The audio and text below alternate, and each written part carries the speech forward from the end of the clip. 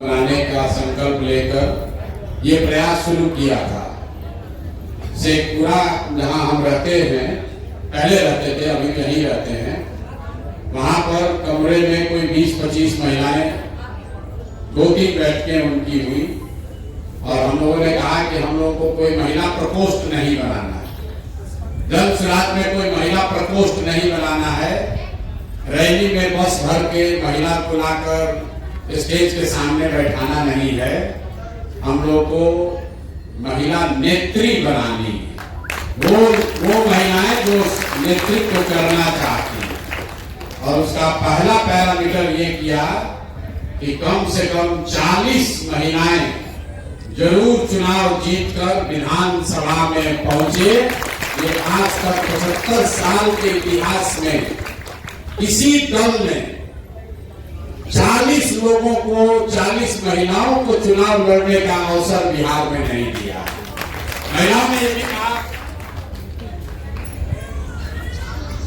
कई महिलाओं ने ये भी कहा भैया आधा हम लोग को मिलना चाहिए, किसी ने कहा भैया वह 1/3 मिलना चाहिए, लेकिन हमने आपको कहा है कि जो कहा है वो करेंगे। ऐसी बात नहीं करना चाहते हैं जो वादा न निभाया जा सके। तो सबसे बात विचार करके ये तय किया गया कि ज्यादा तो नहीं, लेकिन हर लोकसभा में एक सबसे काबिल महिला साथी को जरूर जन सुराज चुनाव लड़ाएगा। तो 40 हो गया, बिहार में 40 लोकसभा है, लेकिन सिर्फ 40 आदमी के विधायक बनने से तो बात नहीं बनेगी। हर गांव में, घर में महिलाओं के बीच से कुछ सशक्त लोगों को खड़ा होना पड़ेगा। बिहार में जब हम 2 वर्ष पैदल चले तो सबसे ज्यादा कष्ट में अगर कोई दिखा तो महिलाएं दिखी। अगर आपका बच्चा नहीं पढ़ रहा है तो सबसे ज्यादा दिक्कत आप ही को है। अगर रोजगार नहीं मिल रहा है तो आपके घर में ही बच्चे, आपका भाई, आपका बेटा, पति बाहर जाता है। लोग बता रहे हैं कि प्रशांत किशोर घर परिवार छोड़कर 2-2.5 बरस से यहाँ बिहार में घूम रहे हैं। हम अक्सर कहते हैं कि हम तो 2-2.5 बरस से अपना परिवार छोड़ के यहाँ रह रहे हैं। बिहार में ज्यादातर परिवार में स्थिति ये है कि आपकी शादी हुई और आपका पति पलायन कर गया, रोजगार के लिए बाहर चला गया। कोई छठ में घर में शादी विवाह पड़ा, छठ हुआ, दिवाली हुआ तो 10-15 दिन घर आता है, फिर सालों भर बाहर ही उसको रहना। देश के किसी भी हिस्से में सामान्य परिवारों में अगर पति साल भर बाहर रहे तो उसका शादी टूटिए जाना है। ये सिर्फ बिहार में ही संभव है कि महिलाएं 20-20 साल तक अपने पति के साथ उनको नहीं रहना, और लोगों को लगता है तो जीवन की सच्चाई है, भैया कमाना है तो बाहर जाना ही पड़ेगा। ये बहुत बड़ा कष्ट है, कोई इसकी चर्चा नहीं करता है। आपकी शादी हुई और जब तक आपका पति, उसका शरीर थक न जाए, बूढ़ा न हो जाए, तब तक वो बाहर ही कमा रहा है।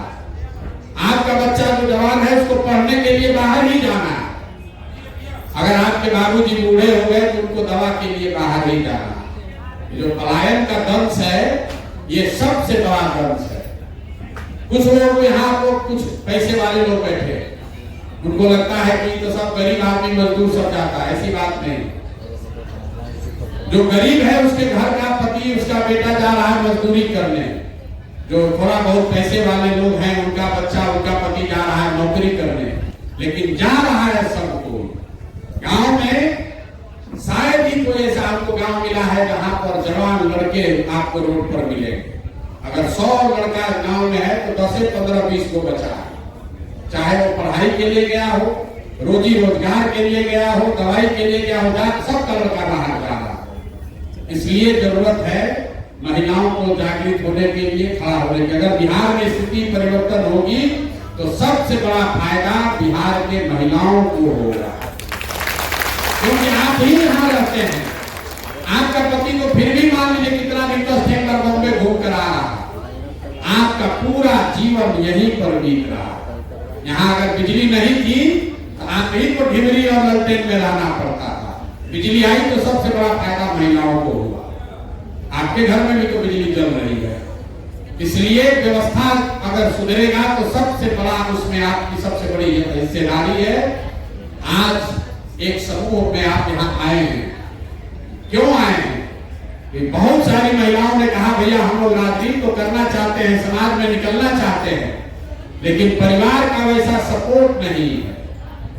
आपके घर में कोई पुरुष है, आपका बेटा है, भाई है, वो राजनीति करने जाता है, भले 10 वर्ष में उसका कुछ ना हो, फिर भी परिवार से उसको मदद मिलती है। कोई महिला अगर बाहर निकल रही है, आदमी द्वारा काहे घर का आटा गील कर रही हो, तुमको कोई जाने का जरूरत नहीं। इसलिए हमने आपको ये व्यवस्था बनाई है कि अगर आपको राजनीति करनी है तो गाड़ी सुविधा हम आपको देते हैं। गाड़ी से सहेली के यहाँ भी जाइए, रिश्तेदार के यहाँ भी घूमिए, थोड़ा आपको मतलब बेवकूफ भी बनाइए, लेकिन महीना में 10-15 दिन में अगर ठीक से काम कर लीजिएगा तो जनसुराज का भी काम होगा, आपका भी काम होगा और समाज का भी होगा। अभी तक किसी दल ने इतना बड़ा रिसोर्स महिलाओं को नहीं दिया होगा। एक साथ 250 गाड़ी, आप पैसे की नहीं है, गाड़ी जो है वो आपके लिए मोबिलिटी है, आपकी स्वतंत्रता का हथियार है।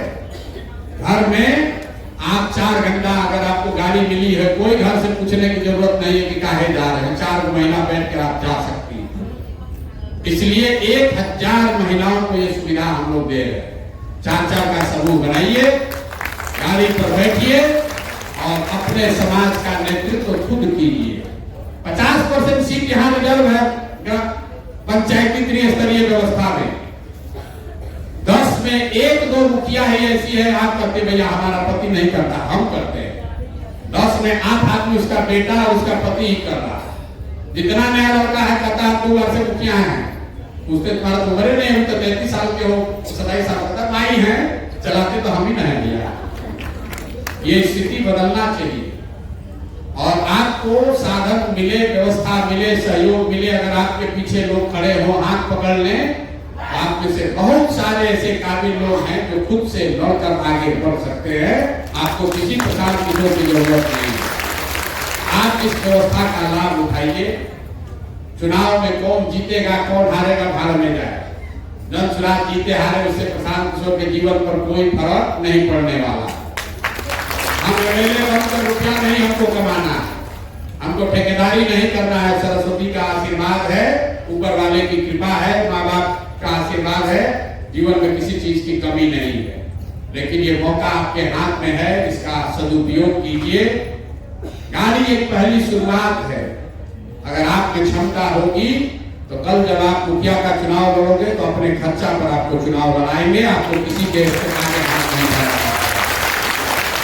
अगर आप में क्षमता होगी तो आप सरपंच बनिए, मुखिया बनिए, जिला पार्षद बनिए, विधायक बनिए। आपको अपने घर वालों से पैसा मांगने की जरूरत नहीं है। आपका भाई, आपका बेटा इतना काम तो होना चाहिए ना भाई, होना चाहिए ना।